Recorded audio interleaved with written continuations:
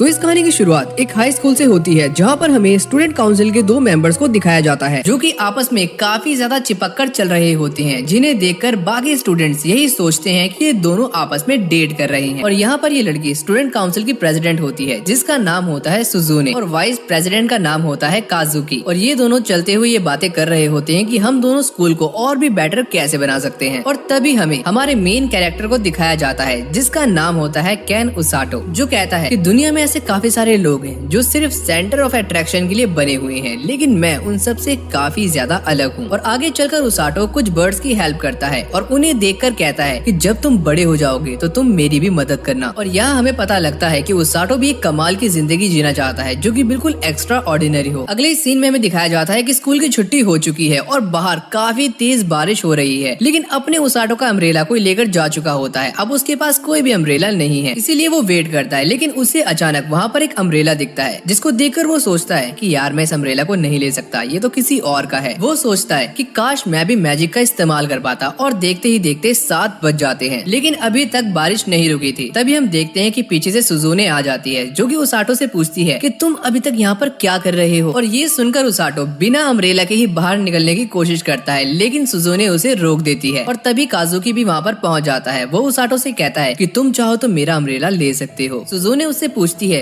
कि क्या तुम इसे जानते हो। काजुकी कहता है कि हाँ मैं इसे जानता हूँ, ये मेरा क्लासमेट है और इसका नाम है केन उसाटो। ये सब देखने के बाद उसाटो चिंता में पड़ जाता है कि मैंने तो इन लोगों से कभी बात ही नहीं की, तो ये लोग मेरे बारे में इतना कैसे जानते हैं। तभी काजुकी उसे अपना अम्ब्रेला दे देता है, जिसको देखकर उसाटो सोचता है कि काजुकी तो एक काफी अच्छा लड़का है, और उसे थैंक यू बोलता है। जिस पर काजुकी कहता है अरे यार इतना भी फॉर्मल बनने की जरूरत नहीं है, हम दोनों क्लासमेट्स हैं यार। और वो कहता है कि मैं तुम्हें क्या बुलाऊं, केन या उसाटो। जिस पर उसाटो कहता है कि उसाटो बुलाओ, ये ज्यादा बेटर रहेगा। और ये सुनने के बाद सुजुने भी कहती है कि चलो मैं भी तुम्हें उसाटो ही बुलाऊंगी। तभी हम देखते हैं कि काजुकी कहता है कि चलो यार आज हम सारे साथ में घर चलते हैं। उसाटो ये देखकर हैरान हो जाता है और सोचता है कि आज वो अचानक इन पॉपुलर बच्चों के साथ घर जाएगा। और वो तीनों एक साथ घर के लिए निकल जाते हैं, लेकिन रास्ते में उसाटो काजुकी से कहता है कि मैंने ये कभी भी एक्सपेक्ट नहीं किया था कि तुम इतने ज्यादा फ्रेंडली होंगे, क्योंकि मैंने हमेशा तुम्हें क्लास की लड़कियों से ही बात करते हुए देखा है। जिस पर काजुकी कहता है कि मैं उनसे इसलिए बात करता हूँ क्योंकि वो लड़कियाँ सबसे पहले मुझसे बात करना शुरू करती हैं। उसाटो बताता है कि उसे सुजुने से बात करना भी थोड़ा बहुत मुश्किल लग रहा था। जिस पर सुजुने कहती है कि ऐसा कुछ भी नहीं है, मैं तो एक नॉर्मल 3rd ईयर की स्टूडेंट हूँ। काजुकी बताता है कि ऐसा कुछ भी नहीं है, सुजुने अपनी क्लास में हर चीज में टॉप करती है, चाहे वो पढ़ाई हो या फिर स्पोर्ट्स। तभी उसाटो उनसे पूछता है कि क्या तुम दोनों डेट कर रहे हो। जिस पर वो दोनों कहते हैं कि ऐसा बिल्कुल भी नहीं है, हम दोनों स्टूडेंट काउंसिल में हैं, इसलिए हम दोनों ज्यादातर टाइम साथ स्पेंड करते हैं। लेकिन उसाटो को उन दोनों की बातों पर यकीन नहीं आता। जिस पर सुजुने कहती है ये बात सभी को लगती है, लेकिन तुम पहले हो जिसने ये बात हमसे सामने से पूछी है। उसाटो उनसे माफी मांगने लगता है, लेकिन सुजुने उससे कहती है कि मैंने तुम्हें अप्रिशिएट किया है और पीठ पीछे बात करने से बेहतर है कि कोई बात सामने से कह दो। और ये बताओ तुम हाई स्कूल के बाद क्या करने वाले हो। जिस पे उसाटो कहता है कि मैंने अभी कुछ भी नहीं सोचा है। सुजुने कहती है कि मैं ये सवाल सभी से पूछती हूँ क्योंकि मुझे खुद को भी नहीं पता कि मैं हाई स्कूल के बाद क्या करूंगी। जिस पर उसाटो कहता है कि ये तो काफी ज्यादा गलत बात है, हमारी एजुकेशन कंप्लीट होने वाली है, लेकिन हमें अभी तक ये नहीं पता कि हम आगे क्या करने वाले हैं। सुजुने कहती है कि हाँ तुम्हारी बात बिल्कुल सही है, लेकिन मुझे ऐसा लगता है कि मुझे जहाँ पर होना चाहिए था मैं वहाँ पर अभी नहीं हूँ। तभी अचानक काजुकी को एक आवाज आती है, जिस पर वो कहता है अरे ये आवाज कैसी है, लेकिन ये आवाज किसी और को सुनाई नहीं देती। धीरे धीरे ये आवाज तेज होने लगती है। तभी अचानक उन तीनों के पैरों के नीचे एक रिंग बनने लगती है, जिसमें से काफी ज्यादा एनर्जी निकलती है। उसाटो इसे देखकर सोचता है कि शायद ये किसी दूसरी दुनिया का गेट है। सुजुने कहती है क्या ये वही दुनिया है जहाँ पर हमें मैजिक और काफी सारे मॉन्स्टर्स मिलेंगे। और फिर अचानक ये पोर्टल बंद हो जाता है और ये तीनों किसी और दुनिया में पहुंच जाते हैं। और जैसे ही उसाटो की आंख खुलती है, वो देखता है कि काजुकी और सुजुने उसके सामने हैं, लेकिन उसके सामने एक किंग भी है। सुजुने ये सब देखकर काफी ज्यादा खुश होती है और कहती है कि तुमने सही कहा था, ये कोई और दुनिया है जहाँ पर हमें मैजिक मिलने वाला है। सुजुने की बातें सुनकर उसाटो काफी ज्यादा चौंक जाता है। वो सोचता है कि हम तो किसी और दुनिया में आकर फंस चुके हैं और इसे मैजिक की लगी पड़ी है, ये छोटी बच्ची है क्या। तभी किंग उनसे कहता है कि लगता है तुम सब जाग चुके हो। अभी किंग की बात खत्म नहीं हुई थी, लेकिन तभी काजुकी उनसे पूछता है कि तुम कौन हो और हमसे क्या चाहते हो। तभी किंग के बगल में खड़ा हुआ गार्ड काजुकी से कहता है कि तुम्हारी हिम्मत कैसे हुई किंग से ऐसे बात करने की। किंग उसे शांत करते हैं और काजुकी से कहते हैं कि मैं समझ सकता हूँ तुम्हारी प्रॉब्लम, लेकिन पहले मेरी बात सुनो। मैं यहाँ का किंग हूँ और मैंने तुम तीनों को यहाँ पर इसलिए समन किया है ताकि तुम तीनों हीरोज बन सको। इसको सुनने के बाद सुजुने काफी ज्यादा खुश होने लगती है, लेकिन उसाटो उसे देखकर और भी ज्यादा हैरान हो जाता है और फिर किंग बताते हैं कि 2 साल पहले डीमन किंग ने हमारे ऊपर हमला किया था और वो अपनी पूरी फौज लेकर आया था। उस समय हमने उस डीमन लॉर्ड को हरा दिया था, लेकिन अब उसकी आर्मी पहले से काफी ज्यादा स्ट्रॉन्ग होती जा रही है और मुझे नहीं पता आगे क्या होने वाला है, इसलिए हमारे पास सिर्फ एक ही रास्ता था, हीरोज को समन करना। सुजुने ये सुनकर खुशी के मारे झूमने लगती है, लेकिन तभी काजुकी कहता है कि मुझे तुमसे और डीमन लॉर्ड से कोई भी फर्क नहीं पड़ता और तुम्हारी हिम्मत कैसे हुई हमसे बिना पूछे हमें यहाँ समन करने की, हमें वापस से अपने वर्ल्ड में भेज दो। जिस पर किंग कहता है कि ऐसा बिल्कुल भी नहीं हो सकता, समलिंग सिर्फ एक ही डायरेक्शन में काम करती है और इसका रिवर्स इम्पॉसिबल है। लेकिन इसके बाद भी काजुकी किंग से बहस करने लगता है, जिसके बाद किंग के गार्ड्स उसे घेर लेते हैं। उसाटो उससे कहता है कि मैं तुम्हारी बात समझ सकता हूँ, लेकिन यहाँ पर लड़ाई करने का कोई भी फायदा नहीं है। तभी हम देखते हैं कि किंग अपनी गद्दी से उठकर उन तीनों के सामने अपने घुटने टेक देता है और कहता है मैं फ्यूचर में कोशिश करूंगा कि तुम्हें तुम्हारे वर्ल्ड में दोबारा से भेज दूं, लेकिन तब तक क्या तुम यहाँ पर हीरोज बनकर रह सकते हो। किंग के साथ उसके सारे के सारे गार्ड्स भी झुक जाते हैं और ये देखकर सुजुने किंग से पूछती है कि तुम हमें हीरोज क्यों बुला रहे हो। जिस पर किंग वेल्सी का नाम लेता है। वेल्सी बताती है कि जो हीरो समलिंग का सर्कल है वो कुछ सिलेक्टेड लोगों के ही आसपास बनता है और शायद तुम तीनों ने बेल की आवाज भी सुनी होगी। अगर तुमने सुनी है इसका मतलब ये है कि तुम तीनों हीरोज हो, लेकिन रियल में तो ये आवाज सिर्फ काजुकी और सुजुने को सुनाई दी थी और उसाटो तो यहाँ पे बेमतलब ही फंस गया। वेल्सी कहती है कि अब तुम तीनों इस क्रिस्टल बॉल का इस्तेमाल करो जिससे तुम्हारी पावर्स को मेजर किया जाएगा। जिस पर काजुकी उसाटो से कहता है क्या तुम्हें ये सब कुछ ठीक लग रहा है। वो कहता है कि हाँ मुझे तो सब कुछ ठीक ही लग रहा है, क्योंकि मुझे भी तुम दोनों के बराबर ट्रीटमेंट मिल रहा है। जिस पर काजुकी कहता है अरे यार मेरा वो मतलब नहीं है, इन लोगों ने हमें यहाँ पर बिना हमारी परमिशन के बुलाया है, क्या तुम्हें ये अजीब नहीं लग रहा। उसाटो कहता है अरे यार कोई भी दिक्कत वाली बात नहीं है, जब हम यहाँ पर आ ही गए हैं तो मैनेज भी कर ही लेंगे। काजुकी उसे देखकर सोचता है अबे यार ये बंदा तो अजीब ही है। और फिर हम देखते हैं कि सबसे पहले सुजुने उस बॉल पर अपना हाथ रखती है जिससे उसका कलर चेंज हो जाता है, जिसे देखने के बाद वेल्सी कहती है कि ये कलर तो थंडर मैजिक को इंडिकेट करता है और तुम्हारे अंदर ठीक ठाक माना भी है। और ये सुनने के बाद सुजुने काफी ज्यादा खुश होने लगती है और अब बारी आती है काजुकी की। और जैसे ही वो उस क्रिस्टल बॉल पर अपना हाथ रखता है तो उसका कलर व्हाइट हो जाता है, जो इंडिकेट करता है कि काजुकी लाइट मैजिक का इस्तेमाल कर सकता है। वो वेल्सी से कहता है क्या इसका मतलब यही है कि मैं अपने एनिमीज को ब्लाइंड कर सकता हूँ लाइट दिखाकर। जिस पर वेल्सी कहती है कि लाइट मैजिक का इस्तेमाल काफी कम लोग ही कर पाते हैं और ये मैजिक काफी ज्यादा पावरफुल भी है। और अब बारी आती है उसाटो की और जैसे ही उसाटो उस बॉल पर अपना हाथ रखता है उसका कलर ग्रीन हो जाता है। सुजुने सोचती है कि शायद ये पेड़ उगा सकता है, लेकिन ये देखकर वेल्सी का चेहरा काफी ज्यादा अजीब हो जाता है और वो उसाटो को लेकर यहाँ से भाग जाती है और फटाक से किंग के सामने पेश होती है और किंग को सुजुने और काजुकी के मैजिक के बारे में बताती है। जिस पर किंग कहते हैं कि वो तो ठीक है लेकिन उसाटो का क्या, और अब ये मत कहने लगना कि ये बंदा डार्क मैजिक यूज करता है। और जैसे ही वेल्सी किंग को बताती है कि उसके छूने के बाद क्रिस्टल ग्रीन कलर का हो गया था तो किंग भी शॉक्ड हो जाता है। वो वेल्सी को मना करता है कि तुम इसे इसके मैजिक के बारे में मत बताना और जितना जल्दी हो सके उसाटो को इस कासल से बाहर निकालो। उसाटो को ये बात समझ नहीं आ रही होती कि आखिर चल क्या रहा है और तभी अचानक वहाँ पर एक ग्रीन बालों वाली लेडी आ जाती है जो कि किंग से कहती है कि और किंग रिचुअल कैसा चल रहा है, क्या सभी हीरोज यहाँ पर आ चुके हैं। और इस लेडी का नाम होता है रोज, जिससे किंग भी काफी ज्यादा डरता है। फिर वो उसाटो के पास जाती है और कहती है क्या तुम एक हीरो हो। जिस पर किंग कहते हैं अरे नहीं नहीं नहीं ये हीरो नहीं है, ये तो गलती से यहाँ पर आ गया है, ये तो एक नॉर्मल इंसान है। तभी रोज और उसाटो में थोड़ी बहुत बात होती है और रोज कहती है कि मैं यहाँ की रेस्क्यू टीम की कैप्टन हूँ। जिसको सुनकर उसाटो ये सोचता है कि इसको देखकर तो ऐसा लग रहा है कि ये लोगों को रेस्क्यू कम और उनकी जान ज्यादा लेती होगी। तभी वेल्सी रोज से कहती है कि हीरोज उस वाले रूम में हैं और रोज वहाँ से चली जाती है। किंग उसाटो से कहते हैं कि मैं तुम्हारे लिए एक अलग से रूम प्रिपेयर करवा दूंगा, तुम वहाँ पर रुक सकते हो। उसाटो किंग से कहता है कि मुझे अपने मैजिक के बारे में पता नहीं लगा, ये ग्रीन कलर का मतलब क्या होता है। लेकिन तभी ये बात रोज सुन लेती है और कहती है क्या तुमने अभी ग्रीन बोला। किंग मैं इस लड़के को यहाँ से लेकर जा रही हूँ। लेकिन तभी वेल्सी अपनी पावर का यूज करके उसाटो को दूर भेजने की कोशिश करती है। तभी रोज अपनी हाई स्पीड से उसाटो को पकड़ लेती है और वो किंग से कहती है कि मैं इसे यहाँ से लेकर जा रही हूँ और मैं इसे काफी खतरनाक मैजिक यूजर बनाऊंगी। किंग उसे रोकने की काफी ज्यादा कोशिश करते हैं लेकिन वो उसाटो को वहाँ से लेकर चली जाती है। अगले सीन में काजुकी और सुजुने को उसाटो के बारे में पता लग जाता है और वो वेल्सी से पूछते हैं कि उसे वो कहाँ लेकर गई है। वेल्सी कहती है कि टेंशन लेने वाली बात नहीं है, उसाटो यहाँ से थोड़ी ही दूरी पर है, अब वो रेस्क्यू टीम के अंदर है। वेल्सी कहती है कि हीलिंग मैजिक यूजर काफी ज्यादा कम होती हैं, जिसमें से रोज भी एक है और वो कहती है कि रोज के ट्रेनिंग मेथड भी काफी ज्यादा अजीब से हैं। अगले सीन में हम रोज का घर देखते हैं जो कि उसाटो से कहती है कि तुम एक हीलिंग मैजिक यूजर हो और इसीलिए मैं तुम्हें यहाँ पर लेकर आई हूँ और आज से तुम रेस्क्यू टीम का पार्ट हो और यहीं पर रहोगे। और तभी अचानक रोज कुछ लड़कों को बुलाती है और उनसे कहती है कि ये ओसाटो है और आज से तुम सबको इसका ख्याल रखना है। ओसाटो इन सभी को देखकर घबराने लगता है और वो सभी ओसाटो के पास आकर अपना इंट्रोडक्शन देते हैं। लेकिन तभी रोज उनमें से एक के मुंह पर लात मारती है और कहती है कि इसे परेशान करना बंद करो। वो बताती है कि ये सब मेरे अंडर काम करते हैं, लेकिन इनमें से कोई भी हीलिंग मैजिक का इस्तेमाल नहीं कर सकता। और वो ओसाटो से कहती है कि तुम्हारी ट्रेनिंग कल से स्टार्ट होने वाली है। और तभी वो सारे लड़के ओसाटो को चिढ़ाने लगते हैं और कहते हैं कि बेटे तू तो गया,